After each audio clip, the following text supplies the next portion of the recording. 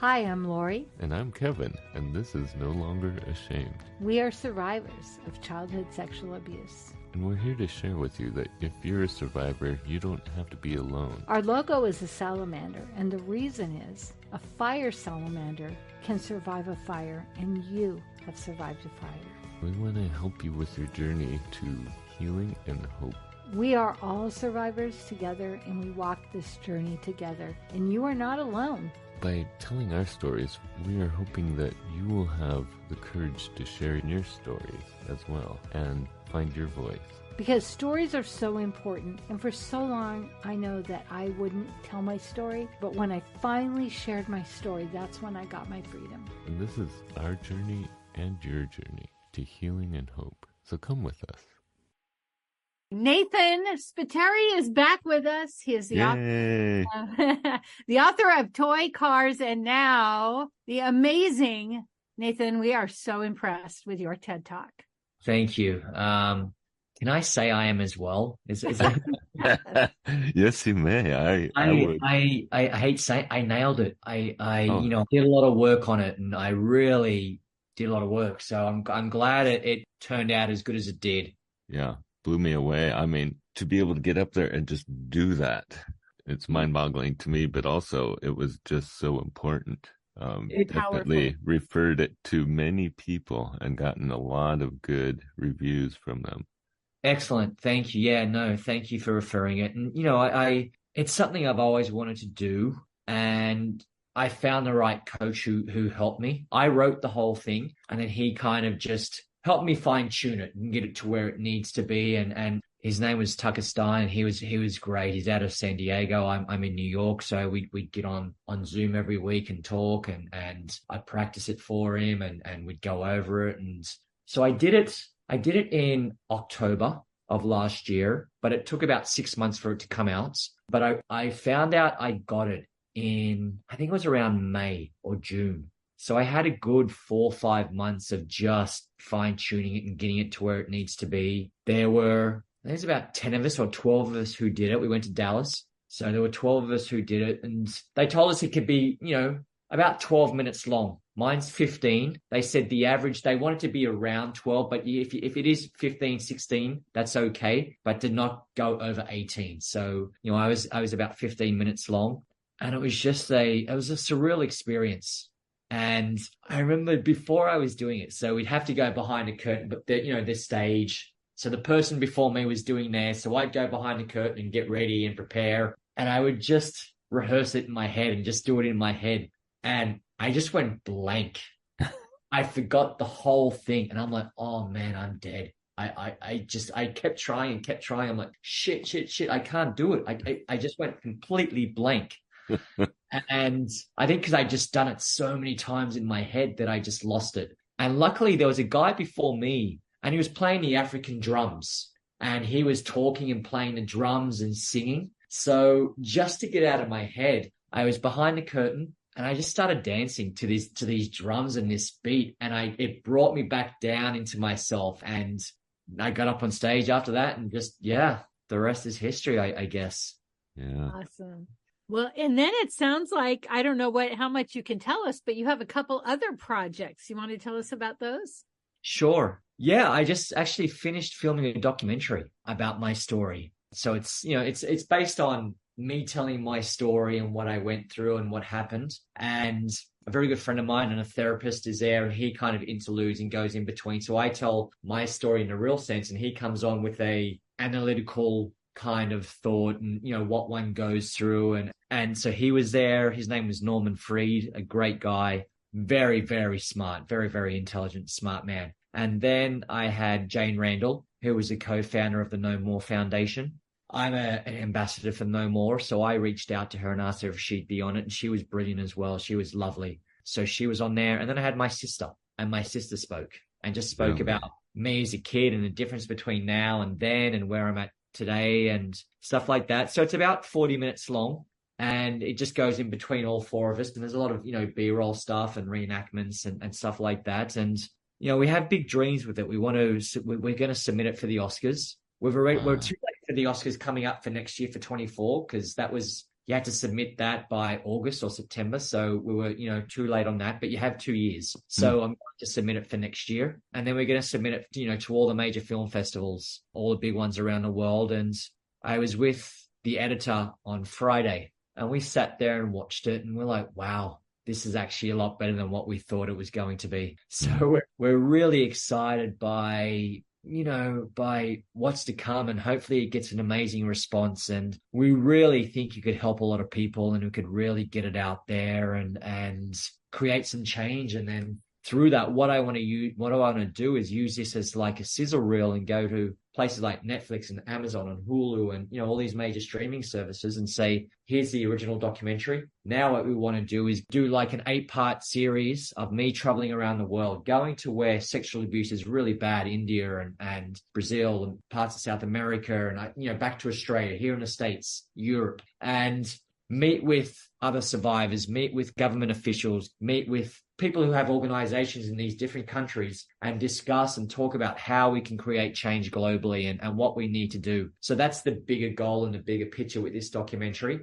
And another big thing is that my memoir has been turned into, or not has been, sorry, but the movie script has been done and it's now with producers and it's going to be turned into a movie. So that's really exciting as well. So, for me, it's just about really just trying to create as much change as I can and just trying to create as much awareness as I can and to change the narrative and the way people think and talk about sexual abuse, especially when it comes to men. And, I'm doing all I can, but it's very tough. I've got all these things going on, but it's not that easy. And there's still a lot of pushback and there's still a lot of no's and it's still a lot of that stuff. So as much as I'm, banging down doors, it's a very slow and lonely one step at a time. It's a long, long, hard journey, but we're getting there. We really are. And, the TED Talk was the first part of it. Now there's a documentary and now there's going to be the movie first was the memoir, but, I really want to get the TED Talk out there, which has been a bit of a struggle as well. But I'm really starting to push the TED Talk and get it out there. And I've had nothing but praise, just like you guys. And I just want to get it out there and make it global and try and really create change with everything that I'm doing. When we originally talked, you had such frustration because you were getting pushback and it was really hard to get momentum. And so although I hear you that you're still getting pushback, it is so awesome to see that you are getting momentum. And there's something you're doing that I just love.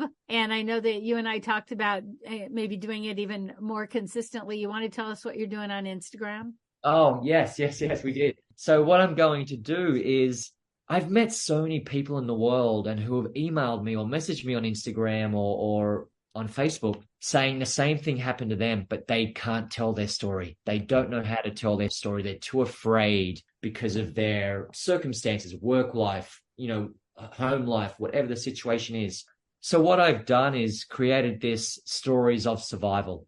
And I'm telling everyone who has a story who is unable to tell their story, or even if they can tell it, to email me their story in, 1 or 2 paragraphs, and I'll read it on Instagram and on TikTok, and I'll read it out live. And it's completely anonymous. I don't include any names. I don't include any cities or whatever the situation is. I just want to help these people tell their story and find some kind of peace, find some kind of closure. So if there's, anyone out there in the world who is unable to tell their story because of whatever circumstance, send it to me, email it to me. And it would be an honor for me to help you tell your story. And like I said, try and find some peace and some closure and to be able to move forward. And, just to know that these people are heard as well. They're not alone. They're loved and they're supported. And I think that's the most important thing, is that a lot of these people out there, they just feel like they're not supported and they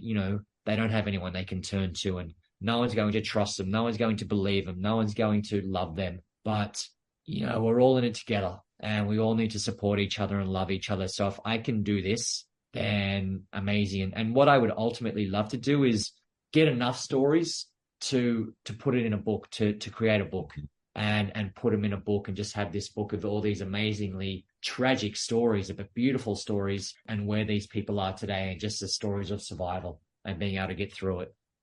I think about people that, for lack of better, will say can't tell their story. So Kevin and I are always saying, tell your story, find somebody. But often we forget about people that maybe there's a teacher or a coach that can't tell their story, because if they do, they may get canceled because people will think, right? We've talked about stigma that goes along with it. So if you're in a position where you just don't feel you can tell your story, you can write it to Nathan and he can tell it for you. And there's got to be some relief in writing it down or typing it to Nathan, and then not only hearing it, but hearing it in his amazing, beautiful accent. Yes. Or is it us that has the accent? But I've also, what's most important is that people who have sent me their stories already have said it's very therapeutic and cathartic for them.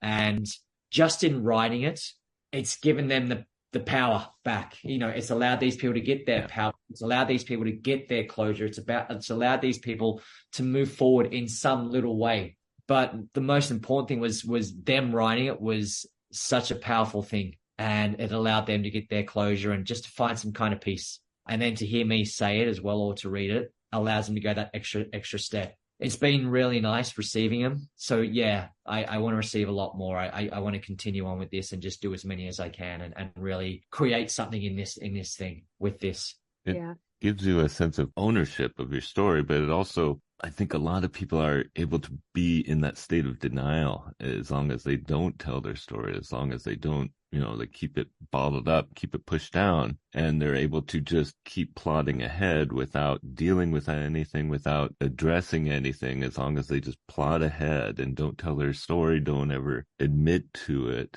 then they're able to just function. But that's all they're doing is functioning. They're not thriving. They're not getting through it. They're not getting to that place of healing and closure and, addressing your issues. And that's why even just writing it down makes it real in that sense. Yeah, absolutely. And then to hear someone tell it has got to be really cathartic, like you're saying. Absolutely. But I wonder, for me, I know I've had times when I've been triggered and I've been, gone through stuff just by interviewing, some of the people we've interviewed. Some of the times I've come out of it just, messed up. And I'm just wondering for you, is there a way you're taking care of yourself through all of this? Because especially going through your history so much, it's got to be at times difficult.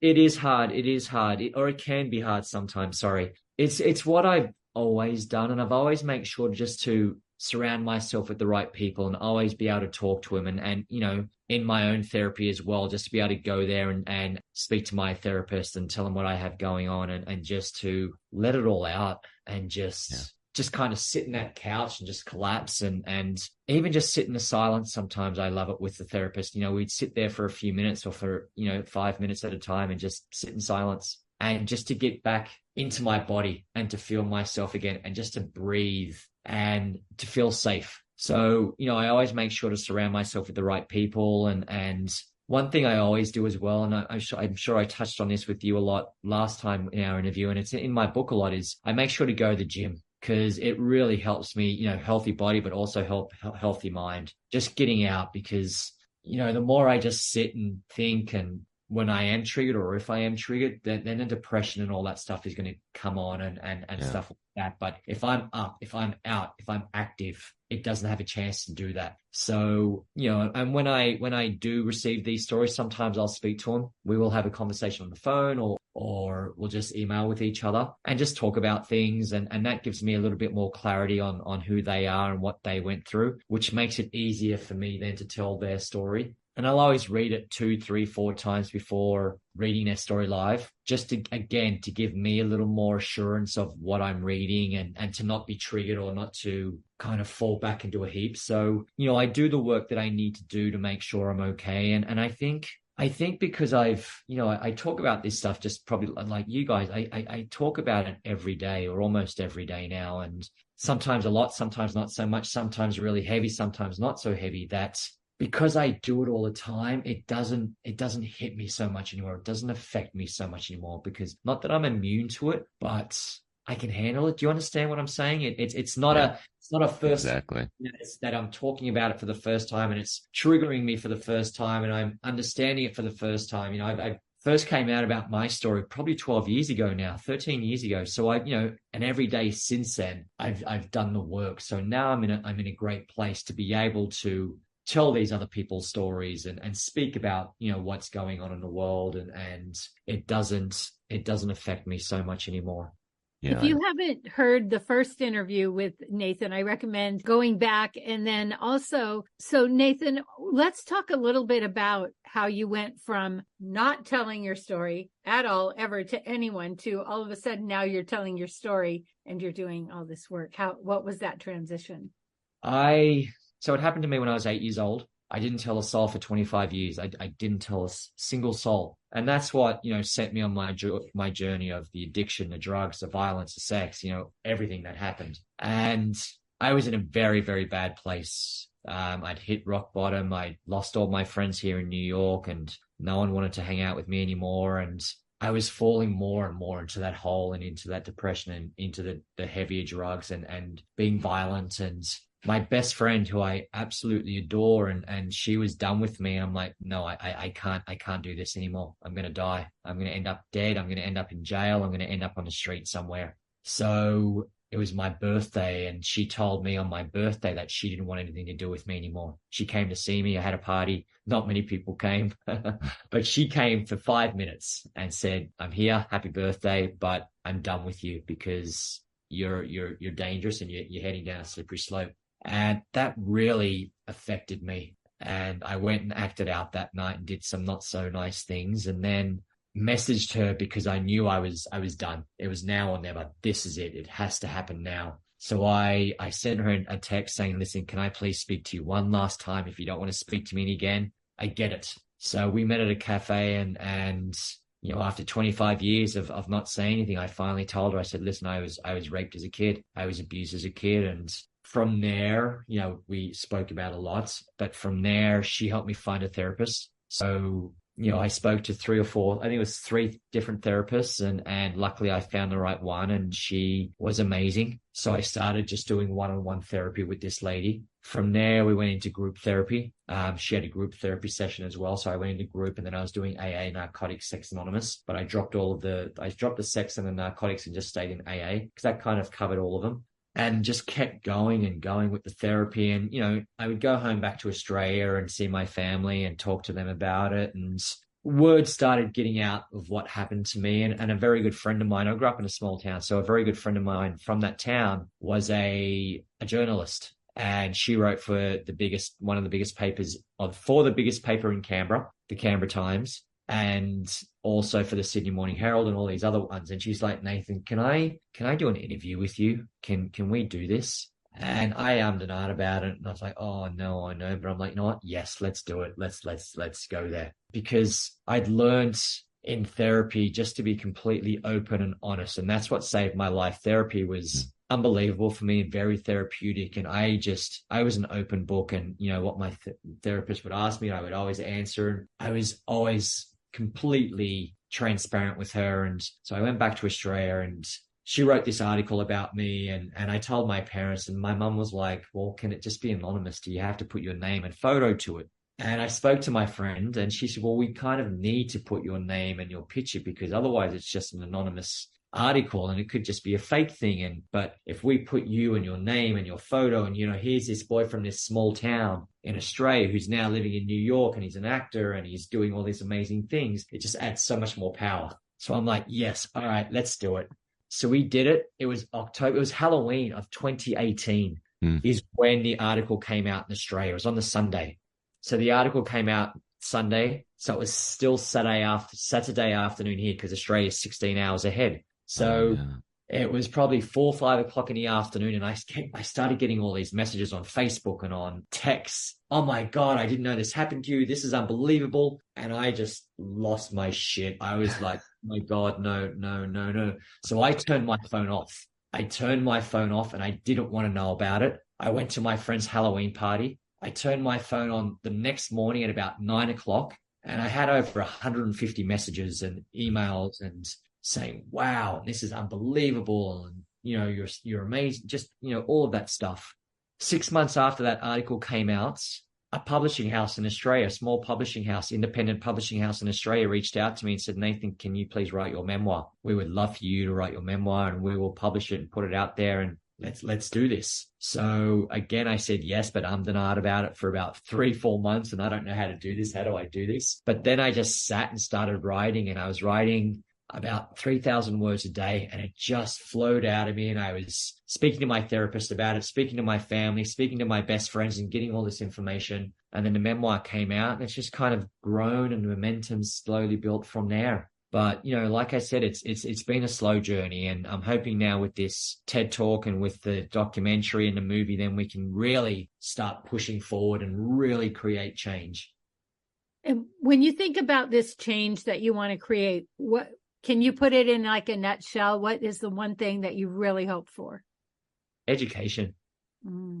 Education's key, because I think there are just so many adults in the world who have no idea on what one actually goes through, who is abused, and have their own, you know, idea of what that person is and who they are now, and the whole masculinity thing, and just, you know, all of that type stuff. So for me, it's about education. And if we as adults, as leaders, as, you know, the thinkers of the world, if we're going to educate our children, because that's where it starts, if we need to educate, or if we are going to, or when we educate our children, if we're not educated ourselves on the matter, then how are we going to educate our children? How are they going to learn? How are they going to grow and know the signs and feel safe? So I think just education and just creating more awareness so that people are able to identify the signs when there's someone trying to groom them, or there's an abuser out there, or someone close to the family doesn't feel right, or whatever the situation is, that us as adults can identify it, but the children themselves. So I think it all starts with education, and then it just flows out through from there. We had a talk with Charnel about coaches and how often parents are like, just do whatever the coach wants. And so I love what you're saying. It's like, let's get everybody educated so that they know what signs to look for if your kid's in sports and they're not happy and they're scared to go to their, you know, whatever it is, to pay attention to that. And then another thing Kevin and I just learned in talking to a lawyer, many people don't, you know, it took you 25 years. That's the statistic, is 26 years. Yeah. And this lawyer said, what happens is a little kid hears their parent. They see something on the news where a kid's been hurt, and the parent's like, oh, if anybody touches my kid, I'll kill him, and all of this. Well, the parent thinks they're doing an amazing thing. They're being all, well, now the kid, the abuser, is a family member, and the kid's like, I don't want my dad to kill my cousin, my brother. Mm-hmm. So education is so important. So I love it that's your.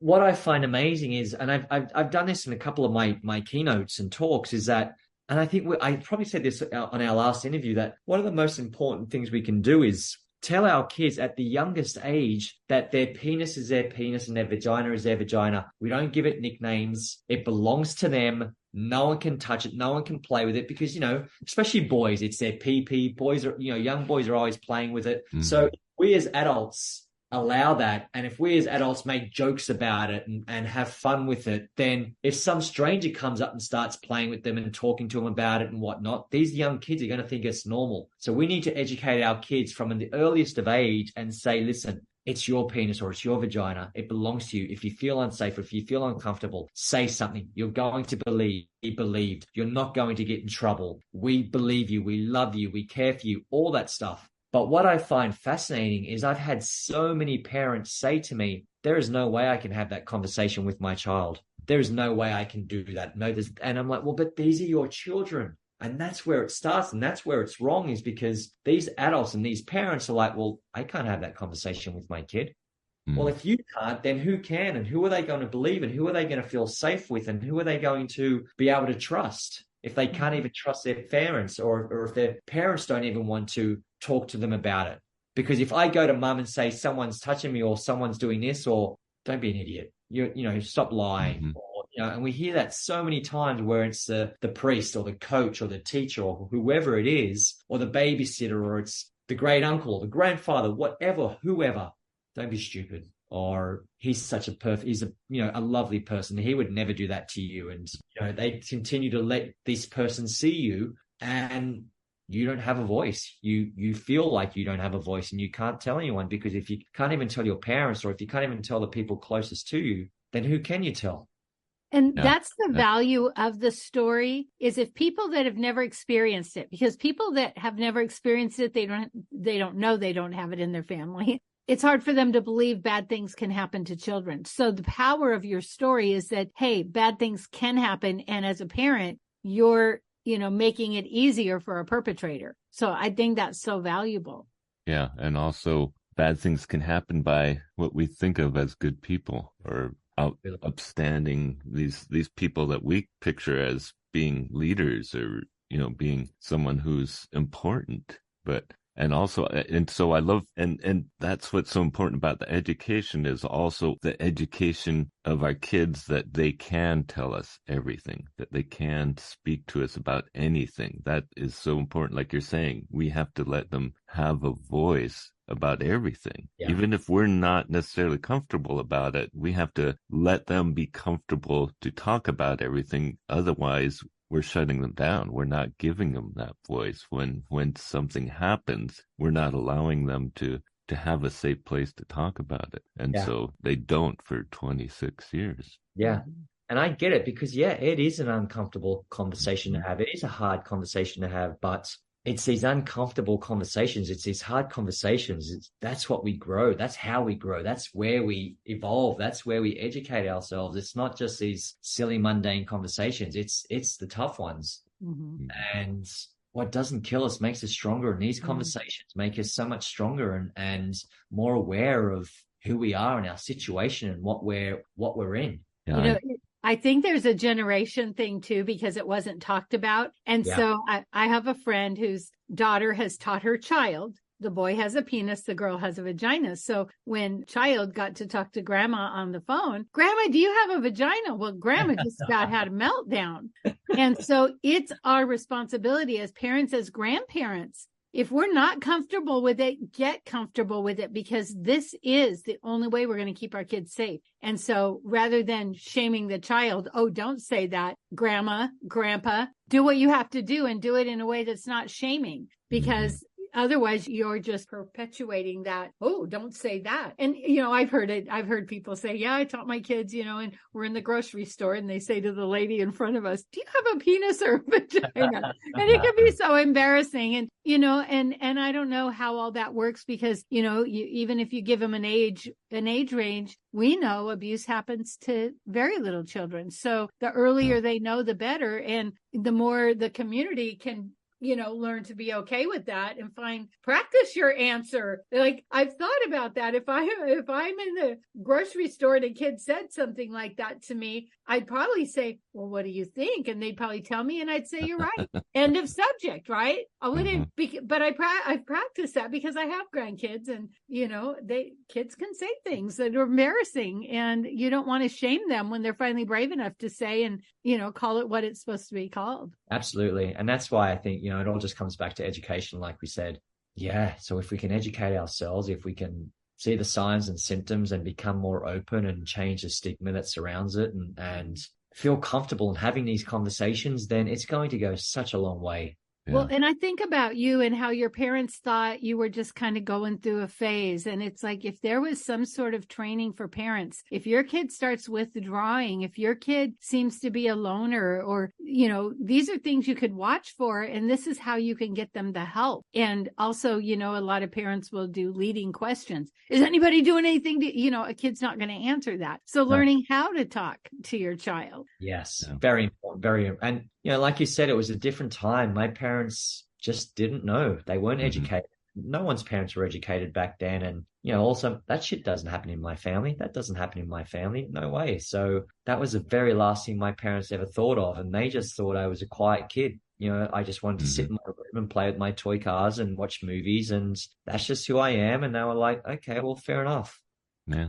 Now, speaking of education, tell us about this No More that you're involved with. The No More Foundation. Yeah, it's an amazing foundation that works with and helps. It's domestic violence and sexual abuse. So it's a global foundation, And what I recently found out, and we speak about it, or it's in the documentary, is that No More Foundation is she told me, I think it was, that they're the only foundation or the only organization in the world where no matter where you are on their website, no matter where you are in the world, you can Google their website or go on their website and it will give you organizations and phone numbers and hotlines in every single country in the world, no matter where you're from, except for maybe 2 or 3, like North Korea and 1 or 2 other countries. Yeah. But every single country has a hotline and it's on their database, it's on their website. So they deal a lot with domestic violence and sexual abuse and just, again, trying to educate the masses and create change. And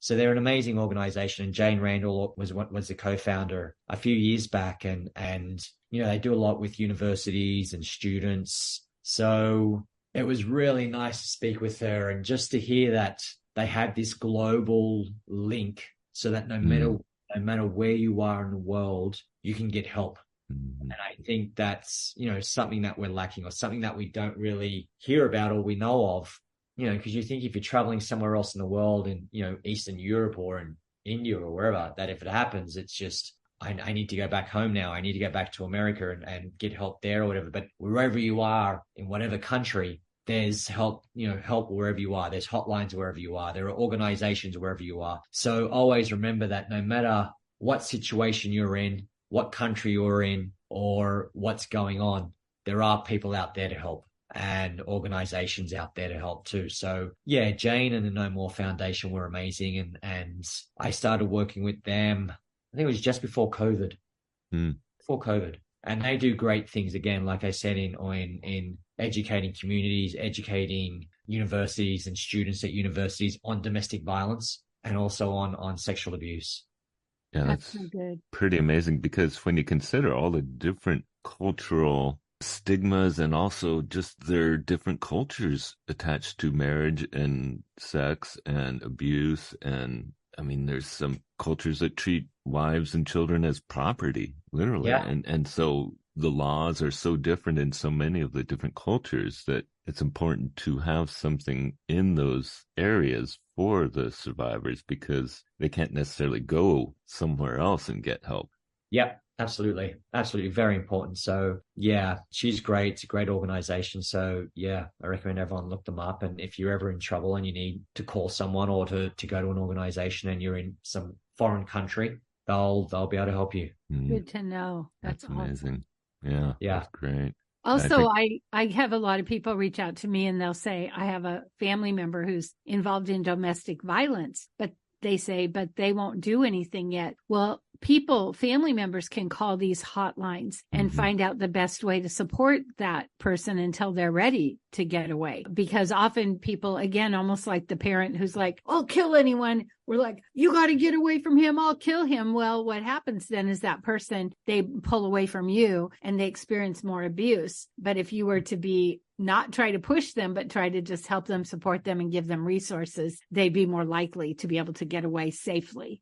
Yeah. And it's so funny because I had a conversation just before coming on with you guys, and we're talking about domestic violence more so than sexual abuse, and how a lot of women who are being abused or in abusive relationships, and they'll see their friends in an abusive relationship and they'll say, what are you doing? You need to get out of it and stop, get away from this man. But they are in the exact same situation and they're letting it happen to them. And they know right from wrong, but they just have no idea, or they don't know how to get out of it. They don't know how to ask for help. And just through that person's narcissism and the grooming, they think they have no one else they can turn to. And, if these people say, tell them that no one's going to believe them and who's going to want to be with them if he leaves them and all that stuff. And it gets brainwashed into them and they know right from wrong, like I said, and they'll see it in other friends and tell them. But when it comes to themselves, they don't know how to do it.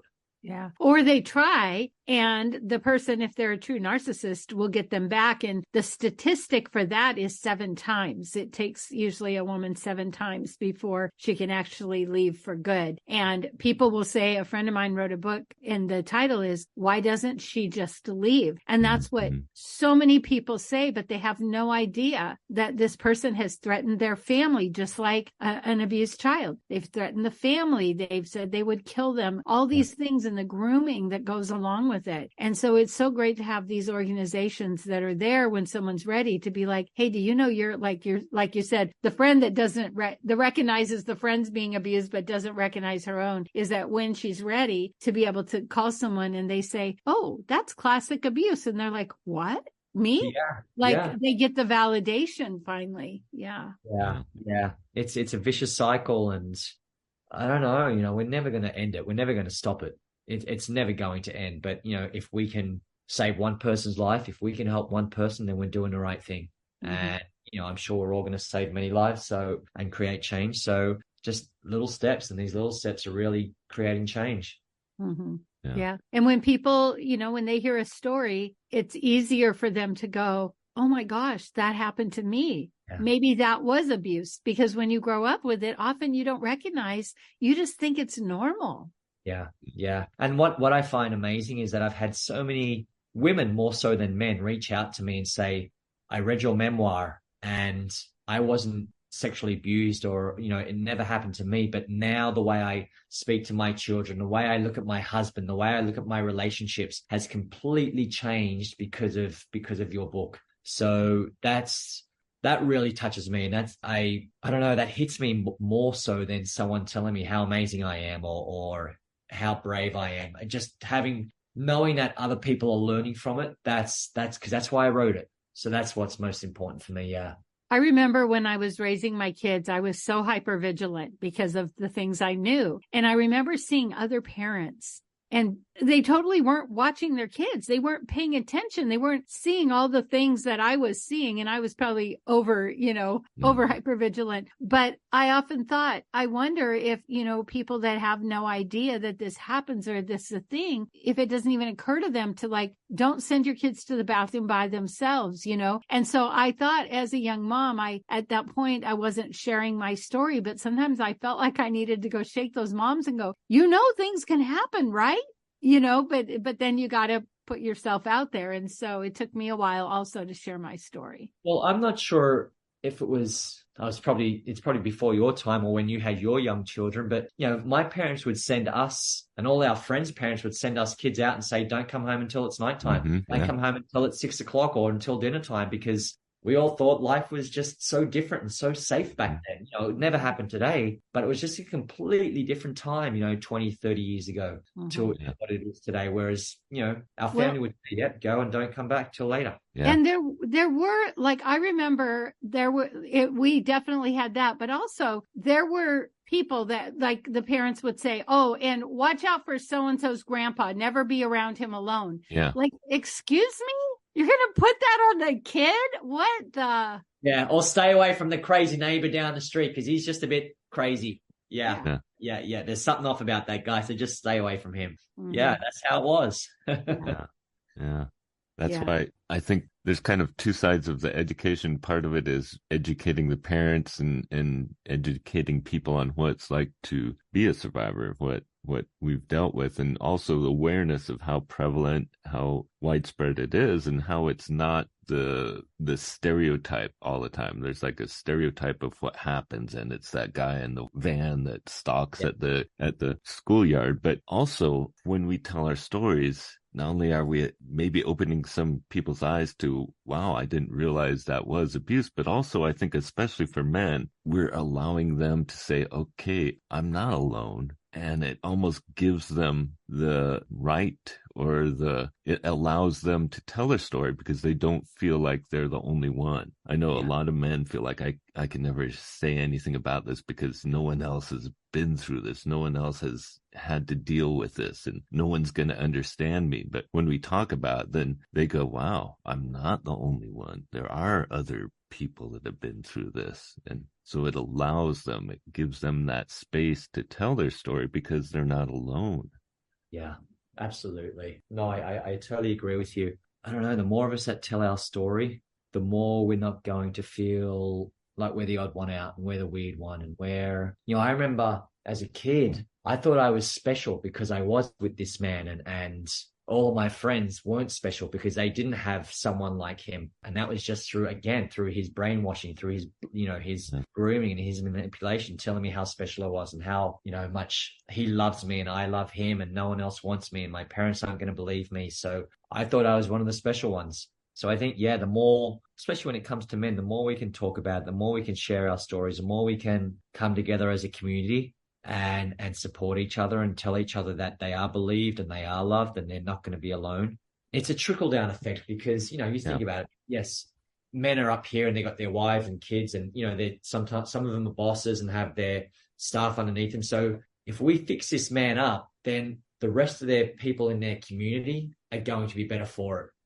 Because where he is in his life with his shame and his depression or his anger issues or his, narcissistic behavior or gaslighting behavior, if he comes out and finally tells his story and talks about his story, then all of that is going to go away. His addictions, his problems are all going to start to ease off. So then his wife and his kids are going to have a better relationship with him. His employees or his work, his whoever in his community, friends, family, work colleagues are all going to have a better relationship with this one person. And it's a trickle down effect. So imagine if, all these other men, thousands and thousands of these men who will never come out about their story, but are so lost and so confused and so hurt, and they're hurting others. Like the saying goes, hurt people hurt people. So if people who are hurt are continuing to hurt others, that's a huge amount of people getting hurt. But, as the saying goes as well, healed people heal people. So if we can heal this one man, everyone around him is going to be healed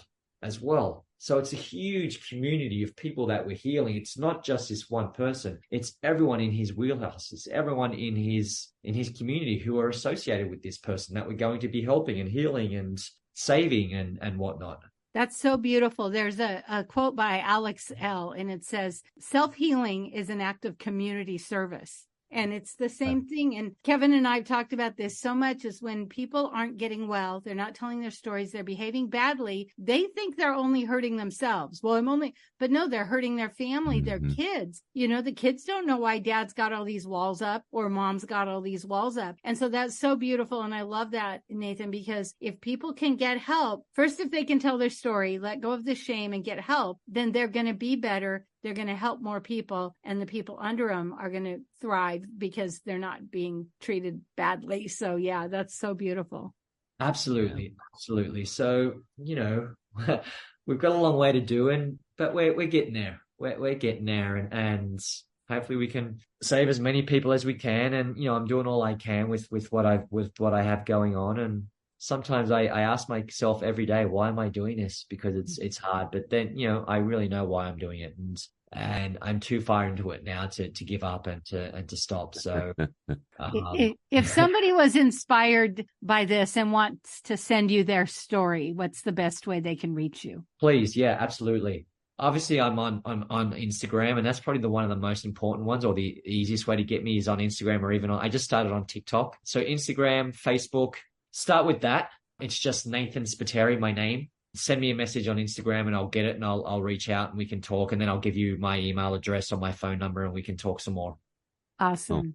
Oh, great. I really encourage people to do that if they feel like they can't speak the words.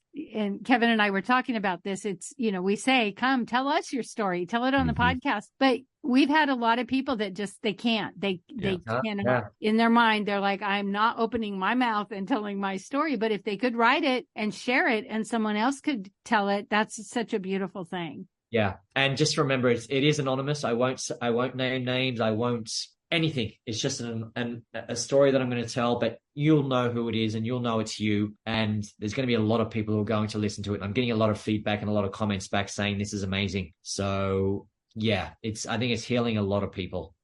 So his book is Toy Cars. You can get it on Amazon. He has a TED Talk. We'll put a link in the show notes. You're going to want to watch that and share it because it's so powerful. Right. Nathan, thank you so much for joining us today. We're so excited for all you have going on. Absolutely. Yeah. And again, I love you guys, and let's do it again soon. Once this documentary comes out, I'd love to come on and have you guys watch it, obviously, and then we can talk a bit more about that and everything else that we have going on. Absolutely. Yeah. Thank you. So that's it for today. We are going to have a prayer time if you want to stick with us. If not, we believe in you. We want to hear from you. We want to hear your stories. If you like this podcast, please rate and review, because that's how other people can find us. And we really want to spread this message. Father, I thank you for all your blessings, especially for the blessing of your healing in our lives and your presence in our lives. And Lord, I'm just so thankful for Nathan and for all that he's doing. I pray for your presence in his life and your strength and courage. I pray that you would just fill him with the courage to keep doing what he's doing, and the inspiration to know that he's doing the right thing, to know what he's doing is changing lives, is saving lives, Lord, and know that your Holy Spirit is with him to guide him and to lead him to those that need to hear his story and need him to hear their stories, Lord. I just pray that you would lead those people to him that want to tell their stories but don't know how. Lord, I just pray for those small changes to happen, that bit by bit we're going to change the way cultures view sexual abuse and domestic abuse, and that we can bring healing to those survivors, Lord. And I just pray for all that Nathan's doing, and that it would reach the right people and get those Academy Awards that it deserves, and just be spread as far and wide as possible. In your name I pray. Father, we thank you for Nathan's willingness to share his story. And like you said, he'd rather hear that somebody was impacted by his story than he was brave. But it's been a journey, and it hasn't been easy, Lord. And we know that when people finally tell their story, it's not like the angels are going to sing and life is going to turn around. But it is a process and a journey. But it's the first step, and it's the best step. And I thank you for his courage that will help others to do the same. I thank you for the momentum, even though it feels like it's taking so long, that he's got a book, a TED Talk, a documentary, and a movie, and that you will just use these things to impact lives, to impact education, and to begin to change our world, because it's pretty horrific right now what is happening to so many kids, Lord, and even adults. And so I just pray that you will use this for your glory, and to help people and to open people's eyes so that they might even protect more children. In your son's name, amen. Thank you, Nathan. Thank you. So good to see you. We're so proud of you. Thank you. And let's obviously definitely stay in touch. And yes, once things happen and what I've got going on, I'll share them with you. And I look forward to doing this again, and just, collaborating with you guys and building what we have going on.